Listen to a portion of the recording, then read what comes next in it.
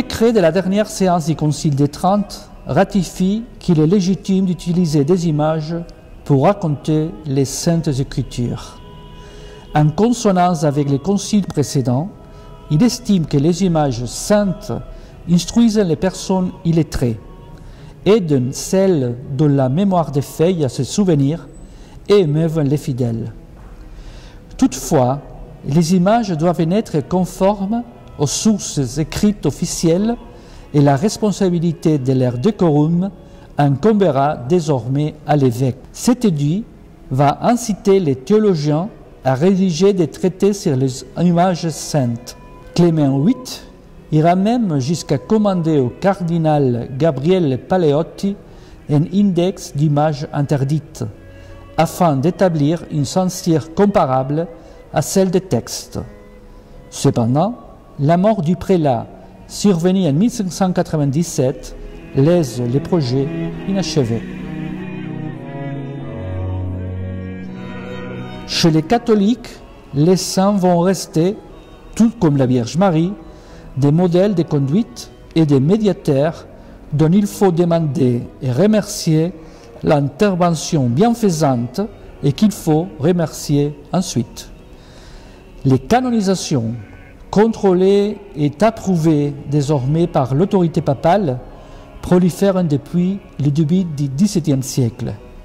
Par ailleurs, la question des saints donne lieu à l'essor de l'historiographie documentaire. Celle-ci vise à combattre les thèses de l'historien protestant Matthias Flacius, qui associe la réforme aux premiers chrétiens. L'historien Cesare Baronio et l'archéologue Antonio Bossi explorent en archives et catacombes et publient des œuvres monumentales pour établir l'authenticité des reliques des premiers martyrs et légitimer la primauté de l'Église romaine. Entre-temps, les villes recherchent un décor des saints pour prouver leur catholicité. Non seulement l'imprimerie permet de procéder à l'édition rigoureuse d'ouvrages fondamentaux comme la Bible, mais grâce à l'hybridation des textes et des images avec la tradition orale, elle donne lieu à une innovation des modes de diffusion des idées et des nouvelles. À la différence de la peinture, qui est à la portée économique de celles élites, les gravures sont imprimées à bas coût. La plus grande partie de la population est analphabète et les lecteurs à voix haute, accompagnés d'un commentaire d'image, sont fréquentes.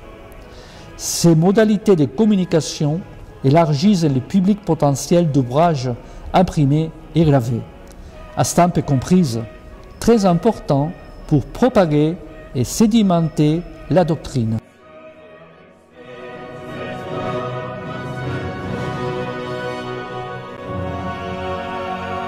C'est très consciemment que le mouvement réformiste a utilisé l'imprimerie et la gravure.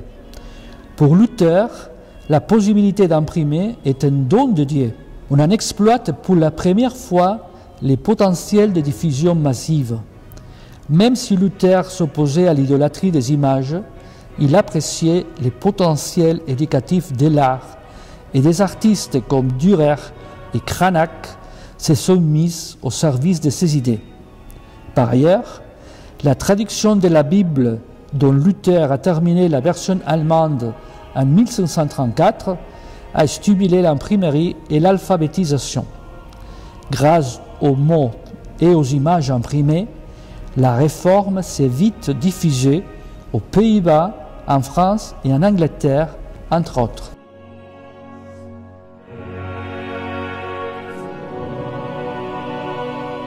Sur le territoire catholique, l'interdiction de la Bible en langue vernicolaire contribue à faire augmenter le nombre d'éditions d'ouvrages associant textes et images. Les jésuites, fortement associés à l'autorité du pape, à l'enseignement et à la diffusion de la doctrine, encouragent particulièrement l'emploi de l'image dans les livres religieux. Ils estiment qu'elle stimule la méditation et qu'elle sert de support à une prédication très démonstrative. C'est le cas des Evangelicae Historiae Imagines du jésuite Jérôme Nadal. Les illustrations abondent aussi dans les ouvrages de théologie, de géographie, de mystique et d'art oratoire mystique, tout comme dans les théâtres liturgiques. Quant à la publication de textes de référence, il faut citer la Bible polyglotte d'Anvers, inspirée par celle qui avait été éditée à Alcalá de Henares au début du siècle. La querelle religieuse menée depuis les chairs et dans les rues s'accompagne de la diffusion d'images gravées. C'est ce qu'on a appelé la première campagne de satire picturale. Il fallait faire passer les messages aux gens et les convaincre. L'image est employée avec véhémence afin de mettre en exergue tout autant ses propres convictions doctrinales que les défauts du rival. Les uns et les autres commandent des œuvres au contenu clairement critique contre l'ennemi. Toutefois, c'est la virulence et la clarté de leurs attaques visuelles qui permettent aux protestants de remporter la bataille des images.